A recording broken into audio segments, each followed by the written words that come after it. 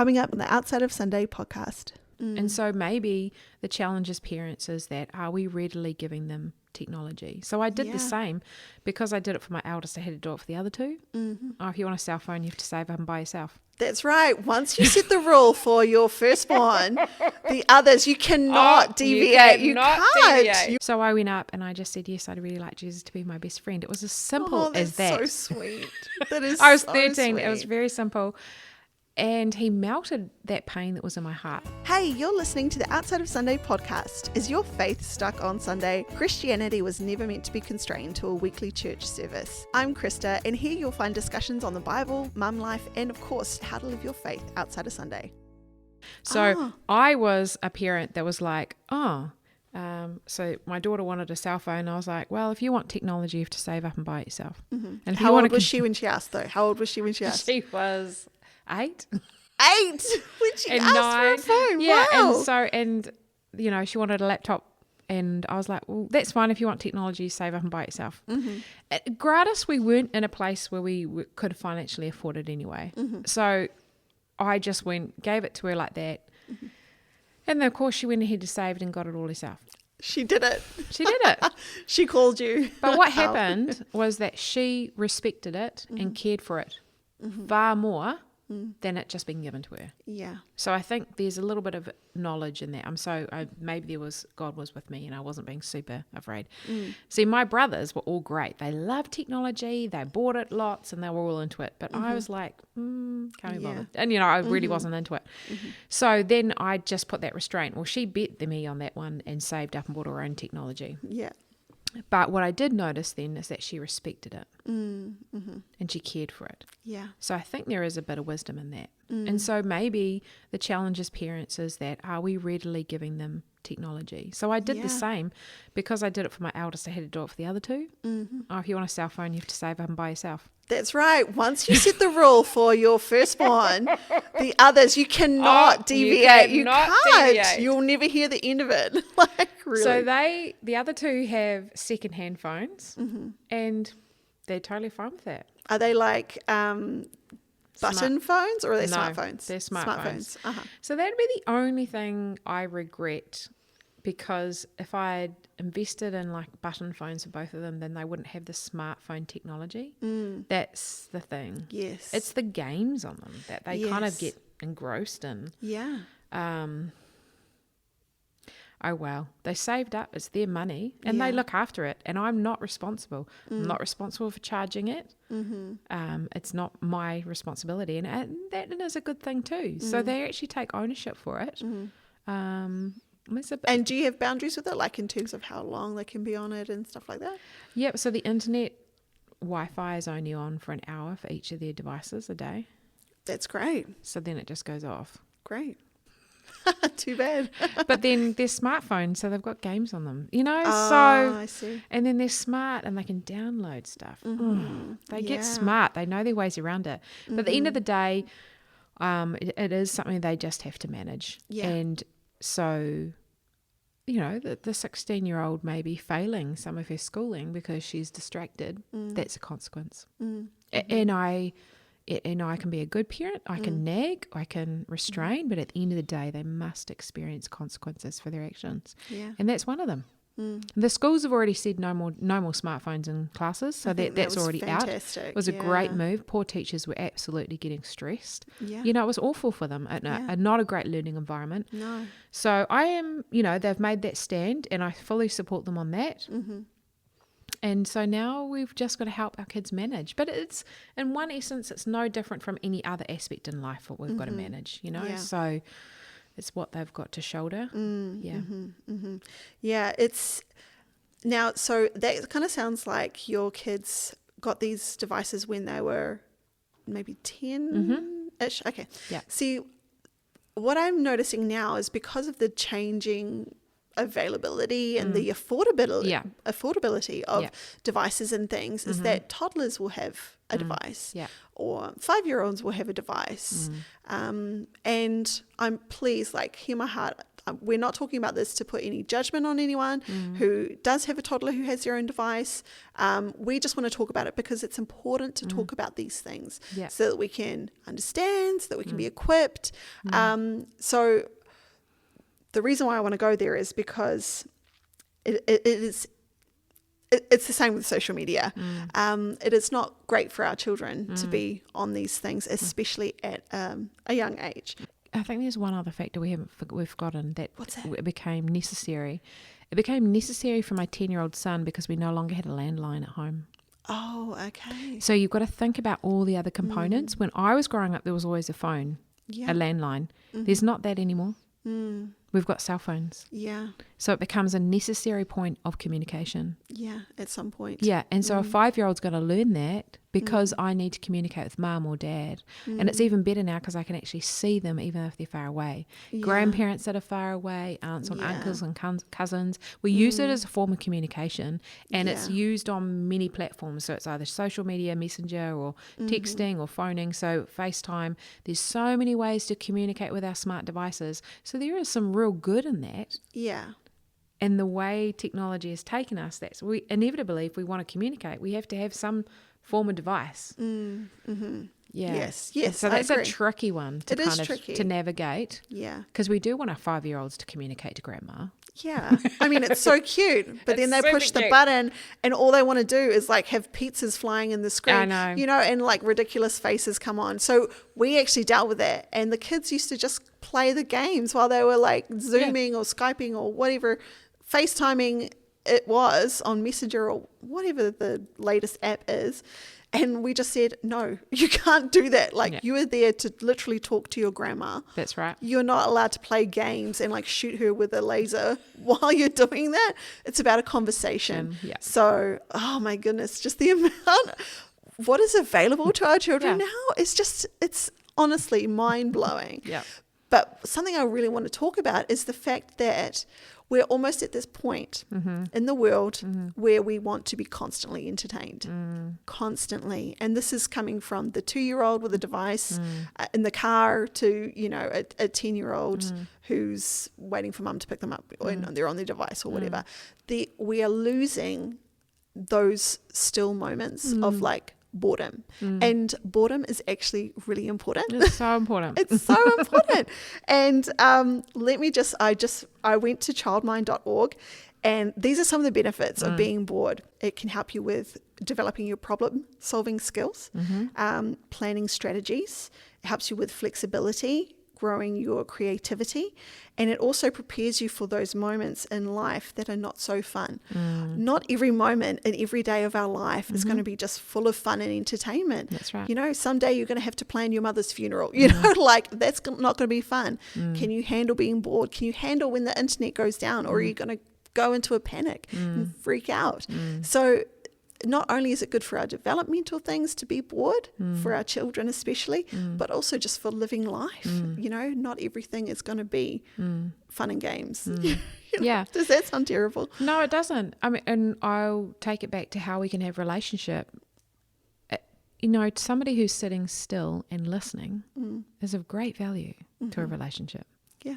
You know, so we have to teach our children to be still and listen. Yeah. You know, so if you think about how we're building community, we need to be really intentional about allowing times for those. And that's a really great virtue, to teach a child to sit and be still and just listen. I agree with being bored. I have no problem with being bored. It is thrown at me all the time. I'm like, oh, okay. It's just sit. I'm really okay with it, but then I've learnt to be okay with it. We as parents have to learn. And we are really good at being busy. Like I am particularly good. Yeah, I'll take it all for myself. And so I've had to really learn to just sit and be still and be okay with being quiet. And when you do that, then the kids realise that they can do it too. Everything is, they watch us all the time. They do. We are their primary teacher. Yeah. And it's also like, even as you're just saying about being still, it just brought to mind that Bible verse, be still and know that I am God. If we fill our lives with entertainment and with devices and with social media, when is the time for the Lord to speak to us? When is the time for him to bring ministry to our souls and to put ideas, like sometimes you get an idea and you're like, that is not from me. That was from the Lord. But if I'm constantly scrolling and if I'm constantly doing, even if it is just constantly doing, when am I allowing that time to be still, to know that he is God and to hear what he has to say to me through his word, coming to my mind, through revelation or whatever is, it's important. It is really important. Just flung that cap off. Now, do you have any advice for mums who are struggling to get their kids off devices or get their kids off social media? Maybe they initially were just like, okay, kids can have it. That's totally fine. This is great. Technology, I love it. Social media, great. Keep in touch with your friends. But now they're starting to notice those things that you talked about. Things are starting to drop. Their behavior is becoming unruly, or that you've just seen that negative effect. Any advice for parents in that situation? Yeah. And I can take all this learnings from my brother who has 6 children as well. So I've done lots of watching and observing. I think allowing time to be committed to just that device, like just allow it to be, give it a time frame. It happens between this time and this time. So I encourage my son not to be on any device or anything after dinner. It's actually good for their brain to wind down. So that's just a real practical thing. And I reiterate that. I always focus on the good. Look, it's just time for you to quiet your mind. So I call it what it is so that he can then experience it. I think being not afraid to call what it is, what's happening to them, so they can recognize it. What else? What else guidelines can I say? Be intentional about your family time. Do it as a team. It's not negotiable. This is the time we're all doing this family activity. And there's always going to be somebody that doesn't want to do it. Absolutely. I don't want to play that game. I don't want to do that. I don't want to go in the car. That's okay. I don't want to hear you grizzle. I don't want to do the washing today. I don't want to cook dinner. I can relate to those feelings of not wanting to do something. Yeah. But we're a family, we're a team, we're going to go on this car ride, or we're going to play this family game, or we're going to be intentional. So I think really enabling that kind of being a team, and that just means that those devices get put down. So we're doing an action, we're doing an activity. When you go away on a holiday, like set as a rule, or when we eat out of the restaurant, there's no devices at the table. That includes mum and dad, or, be really intentional about time and creating it as sacred spaces. What happens is they'll end up enjoying it, engaged in it, and just enjoy it. So setting clear boundaries, clear time frames. Ask the Holy Spirit to help you be creative. If your child is really into art, then sit down at the table and paint something with them, or create something. Be intentional. Look for avenues to do things differently. Go to the art museum. Be creative. Like, look, what other options are there out there?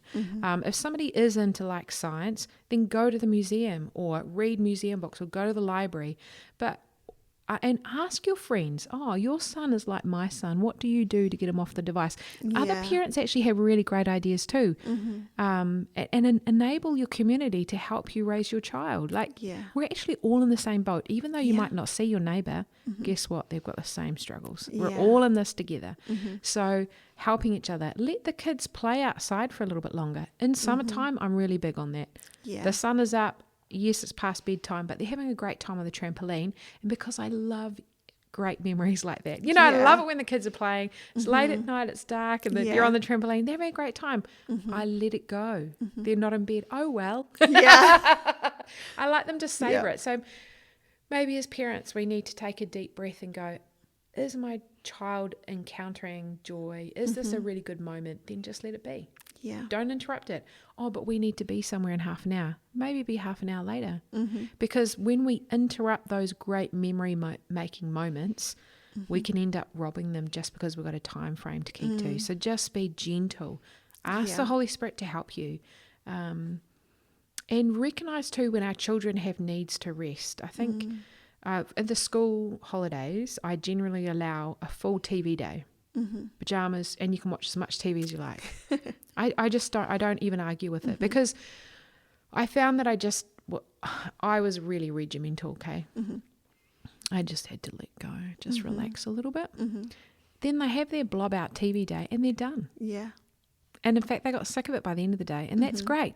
It's a bit like eating too much sugar. Yeah. Oh, good, it's done now. Right, we're off to the museum, we're off to the library, and we'll go and do these outings. We're going to go and visit these people. And so I think you need to be careful. There is a place for it. Figure out the place in your family, what works for you. What do you and your husband have hobbies at? Like, pass on what you're good to. My husband is really into construction. So I was like, cool, let's go to your building site. Teach the kids, like pass on what you're doing to them. Yes. I took my kids to Festival 1 to do the Brio stand. Fun. And they were so helpful. And it was really cool to have them a part of my team. And I appreciate my kids are older, so that's 16 and 12. But when we include them in what we're doing as parents, they then see it as part of themselves. And they did such a great job. I was so impressed. Yeah. And that reminds me, when I've done volunteer work and I've asked them to help me, they have. And they've really engaged because they find out they actually encounter joy in serving other people. So don't be afraid of that, to allow your children to be a part of what you're doing. I think that's such great advice. And even that reminds me of what you said before about the TV day. That's great. I wouldn't recommend having a device day because, before you came on this, I was like, I'm going to do my research because I don't want to be saying things that are not true. So do you remember when your mum used to say, oh, you'll get square eyes, you're watching too much TV? TV is way better for you than devices. It is a literal fact. Wow. So a TV day, great. Have a TV day. Yeah. Put the PJs on, let the kids just blob and have that break day. Don't do it with devices. There's a few things just so that people are informed because, like I said, not everyone has thought about this and they haven't even got to that point maybe in their parenting that it's come up. Yeah. So let's just say, okay, this is from the American Medical Association of Pediatrics. Excessive screen time can inhibit a child's ability to observe and experience everyday life. It can affect their sleep. It can also lead to a dependency. And it literally says, the American Medical Association of Pediatrics says TV is better for your children than a device. And then there are many studies as well that talk about the risk of mental health problems. They increase with device usage, not with TV usage. With device usage, mental health problems do increase. This is like depression, anxiety, ADHD, mood disorders, and suicidality. Now, listen, this is not to make you afraid. And like what you said before, I don't think we should be afraid, but let's just be informed and let's just know what we're dealing with here so that we can make great choices and have a great family life. And I love what you said about including our children in what we're doing. And that is what I say when my children come to me and tell me they're bored. I'm like, you're bored? Oh, come help me make dinner. Or here, I've got a job for you. And then they go, oh, actually, I'm not bored. They go off and they find something creative to do. Yeah. And I would also add on to that, what we were talking about before about devices. If you've got young kids, it's very easy to say, I'm doing the shopping. I can't deal with this. Here, have a device. I'm at the restaurant. We can't deal with this. Have a device. We never used to have devices. So it is okay to give your children a piece of paper and a pen or to have snacks in your bag or to have, those little maze toys, little tactile things. It can be very easy. And I've been tempted to do that as well, to be like, just have the device and like, leave me alone. But actually, if we can have a little bit of forethought when we know, I'm going to be at the restaurant, how about I pack my backpack with a few activities for the kids so that they aren't just on the device, because then they're part of the moment, like what you were saying. I would add to that collection of items for the restaurant is a pack of cards. We've often played cards when we've gone out. I love playing cards. And there's some really good things. We've also got to teach our children to have conversation. Yes. So we actually have a resource and Focus on the Family called Teachables, and it's got these questions on it. And so they're just random questions, but it's enabling conversation with your children. Great. Yeah, that's a great idea. Yes, because when you're looking at a device, you're not engaging in conversation. You are just you're just in your own world, really. You're not engaged in. If you're enjoying this episode of the podcast, please make sure you like and subscribe. We were talking before about like training our children, and I think a great resource, and I'm just like, you didn't ask me to do this, but I'm totally going to plug Good Pictures, Bad Pictures, which is a Focus on the Family resource. This one that I'm holding now, for those who are watching on video, this is the one for older kids. So this would be like, I mean, I read this to my 9-year-old and I felt like it was appropriate for him. It wasn't gross. It doesn't talk about yuck stuff. It's very informative and it's just fantastic. And it says here, porn proofing for today's young kids. But really, it's almost going to be great for social media as well. It's a very good platform. Yes, because it talks about there are good pictures that are going to be basically life-giving, you know, family moments. These are great things. A puppy, a cute kitten, you know, that's wonderful. Those are good pictures. But then there's bad pictures as well. And like I say, that's talking about porn, but you know, those things that you're going to see on social media, let's prepare our kids to do the swipe. And there's a younger version. I have the younger version, but I think my friend has it at the moment for her kids. So I've been reading that to my kids, the younger version, since they were like 3. So it's very, very non-scary. You know, you think, oh, I'm going to talk about porn with my 3-year-old, but you're not. You're just teaching them about safety with pictures. And also too, what it does, it reiterates that they are of value. I think, you know, and when we get to treat each other with value, that's what increases the dignity. We begin to see each other in the likeness and image of God, rather than being something that's just for our own personal gratification. So I think it's a very good way for parents to really talk in a really healthy manner about sexuality and the gift that we are. So it's a very good platform. Good Pictures, Bad Pictures, very, very well successful in New Zealand. Well purchased, that's for sure. That's on our great. website. I'm glad to hear it. It really is good. So go to the Focus on the Family website and get yourself a copy if you haven't already. Absolutely. And then that'll be really great. Now, if there was one thing that you could say, getting back to Brio Magazine, because that's kind of why you're here. I mean, I just wanted to talk about all this stuff with you because I feel like you are the lady. You're at Focus on the Family. Like, let's get into it. But let's get back to Brio Magazine. What would you say to someone to just kind of get them to get off the fence about whether or not they want to get Brio Magazine for their daughter or for their younger sister if they're a teenager? Yeah.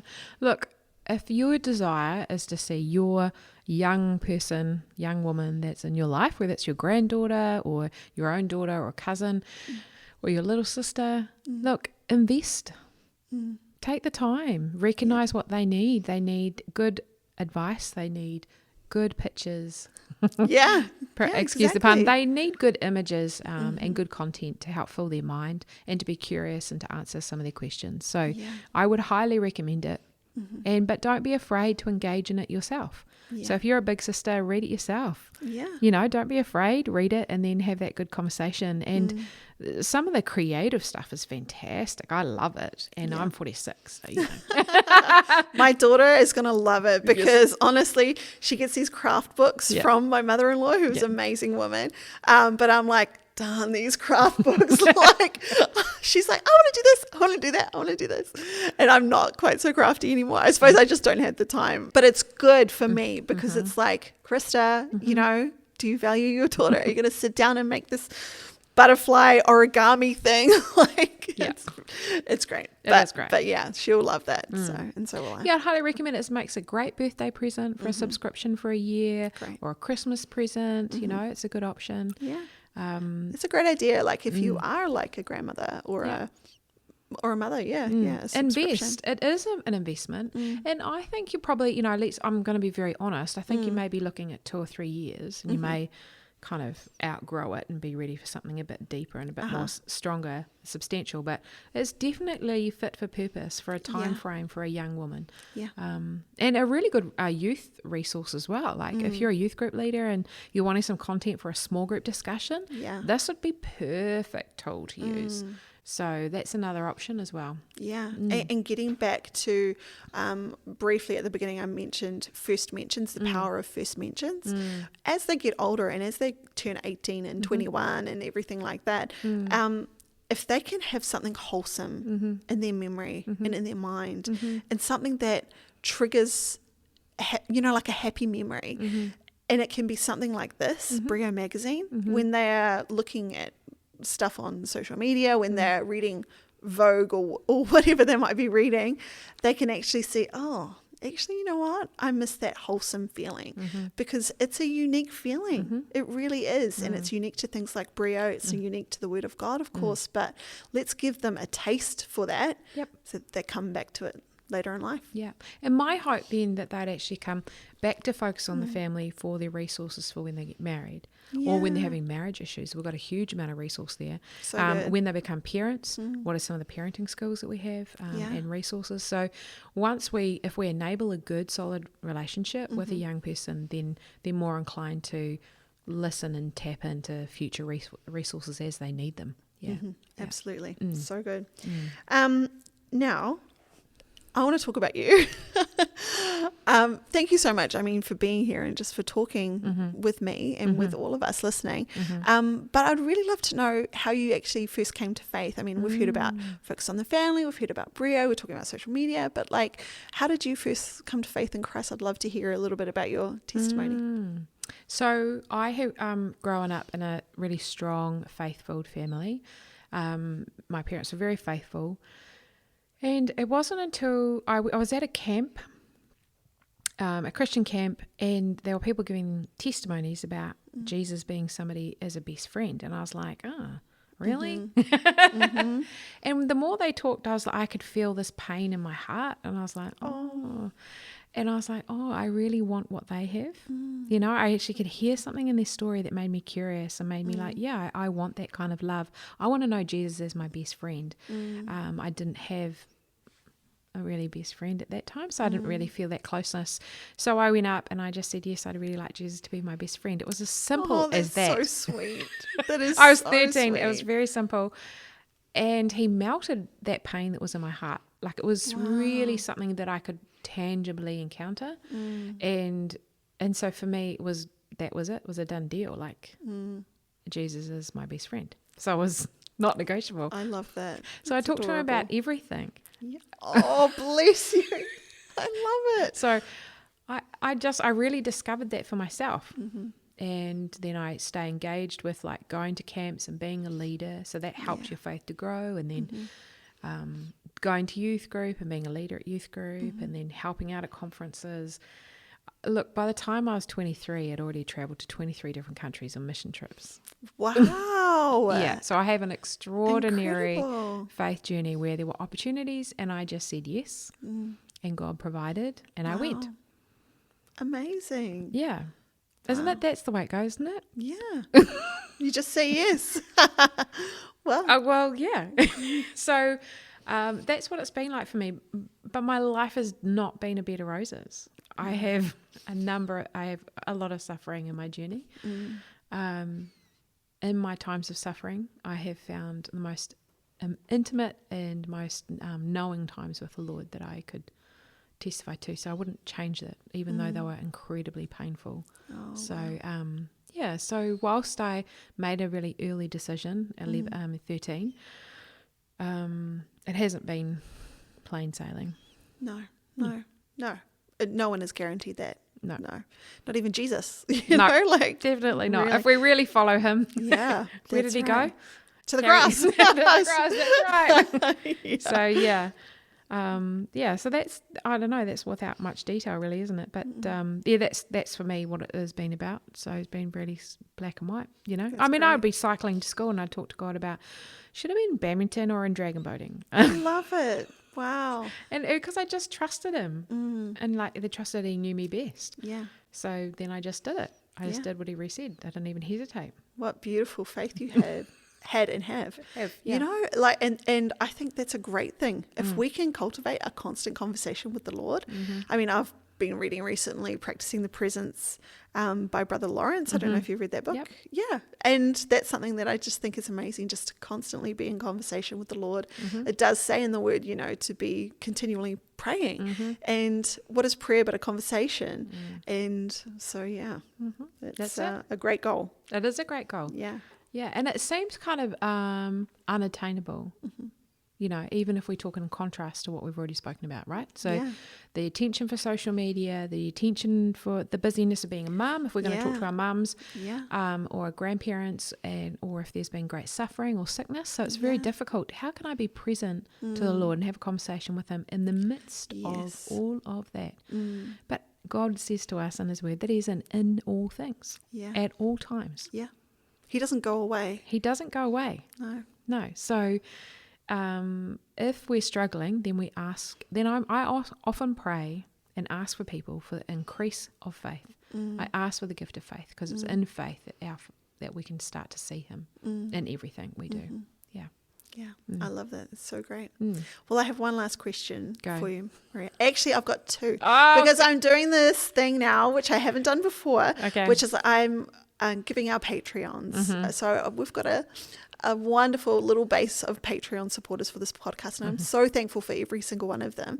And so I've decided that we're going to start doing a question that's just going to be for them, and it's going to be an exclusive Patreon question. So I'm going to do that after this question, but this is the last question for everyone, which is, how are you currently living your faith outside of Sunday? I feel like I can already see it, but if you could just nail that point, how would you say that you're living your faith outside of Sunday? I saw that in the briefing for this, and I was like, I like that question. That's a good one.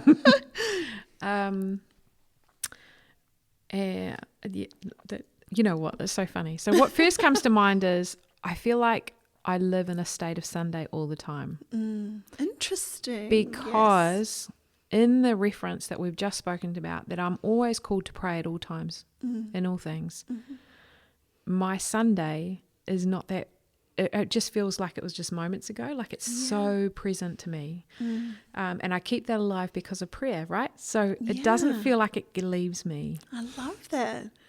But then I've included the Lord in every part of my life. I talk to him about everything. So I talk to him about my physical being. I talk to him about my mind and what I'm learning. I talk to him about my heart and what I'm feeling. I talk to him about the spirit. And is this a spiritual battle that I'm in, or is it something that I'm emotionally needing to deal with? And I'm always asking for the truth at all times. That's good, the truth, all times. So then I choose to love and serve the Lord in every part of my life. So whether I'm cooking, or we've just opened our house to a student from China. She's coming here to teach Chinese. So I feel like that's an extension. I coach a football team and I coach a basketball team. Cool. You weren't joking when you said you're a fitness person. So what I love about it is this opportunity to encourage young boys to be all that they're called to be and to love them with real dignity. Now, I really believe that as a woman, if I love men well, so I love my husband, I love my brothers in Christ, I love my son. If I'm loving well, my sexuality brings out the best in their sexuality. Interesting. Because we were called to complement. Yeah. Right? And there is something that we do as a woman that's really empowering. Yeah. It's not to minimize, it's not to put down, but it's actually to enable them to be the best male that they can be, right? So I take that really seriously. So when I'm coaching these young 12-year-old boys, I go, I see you. Yeah, I hear you. And how was that muscle from last week? How did you go with your friends on the weekend? You played really well today. I loved how fast you were up the field. And they just because it's words of affirmation from a woman seems to be more that, sometimes it's so uplifting for them. So I really take my role really seriously. They are great young men. So that's definitely my out of Sunday job. And I love it. I love it. It's really great. These kids are cool. I choose, if my neighbour's outside raking up the leaves and he looks at me, I'm like, oh, he needs to talk. I make myself available. You are the person. And I just go, hey, how's it going? And then half an hour goes before you know it. Yeah. And be available. I can't encourage people enough. Yeah. We're called out of Sunday to be Christ to the world. Yeah. The world is not going to recognize Christ in church if they don't encounter Christ outside of the church. Yeah. Full stop. That's right. Right? Yep. So we've got to be his hands and feet at all times. It doesn't matter if it's with the supermarket attendant, if it's with the bus driver, if it's with another mum when you've got no makeup on and you're in your gym gear. Don't worry about it. That is who we are, right? So, I don't need to be everyone. I just need to be Maria and be fully present in every moment. From the person who sits next to me on the plane, the person that serves me dinner, it doesn't matter. Just be present. Yeah. So if every person that loves Christ is present to the person around them, we would see a change. Yeah. And don't be afraid. Yeah. Doesn't matter what you do. Just be present and be Christ to that person. Yeah. Yeah. Oh, fantastic. Yeah. What a great way to end our episode. Thank you so much, No worries. Maria. We're going to do our Patreon question in a minute, but I will Cool. just sign off for everyone else who's listening. So thanks everyone for listening to this episode. What a great chat we've had, and I hope you enjoyed it, and we'll catch you next week. Excellent. Coming up next week on the Outside of Sunday podcast. All right, everyone, welcome to this episode of the Outside of Sunday podcast, which is actually something a little bit different that we've never done before. So please let us know your thoughts in the comments of what you think of this. We're just going to have a bit of like a debrief after every one of our guests come on the show. It's a great idea because having a debrief gives you time to kind of marinate in the thoughts even more. Yeah. And I think that helps it to just settle into your heart deeper, which is really what we want. Right. We can just be so filled with the busyness, with the entertainment of social media, that we won't let that soul healing happen. I recently had another time where I was just still with the Lord and I was just crying. And I was like pouring my heart out to God, and I was crying, and I needed to cry, and I hadn't cried for a while.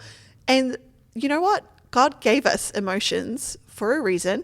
God gave us tears for a reason, and there is ministry in that. It's just a new world. We're living in a completely new age. Like these were not issues that our parents had. These were not issues that anyone else has ever faced, with having literally every piece of information on, like, in your fingertips.